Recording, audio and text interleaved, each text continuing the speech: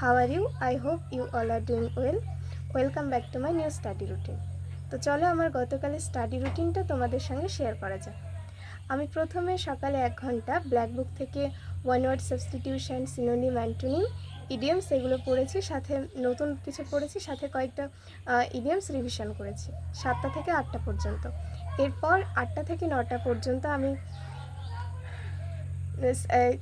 গ্রামারের subject verb agreement চ্যাপ্টারটা থেকে তরুণ গ্রোভার স্যারের একটা ক্লাস দেখে প্র্যাকটিস করেছি। এরপর কয়েক ঘন্টা মতো ব্রেক নিয়েছি। তারপর বিকেলবেলা 1.5 ঘন্টা আমি ম্যাথের প্রফিট অ্যান্ড লস চ্যাপ্টারটা থেকে কয়েকটা ম্যাথ সলভ করেছি। এরপর রাত্রেবেলা 2 ঘন্টা আমি জিকে পড়েছি।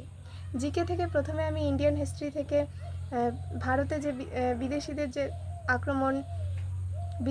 যে আক্রমণ, যেমন আলেকজান্ডারের আক্রমণ, ইরানিদের আক্রমণ, এগুলো সম্পর্কে কিছু দেখেছি।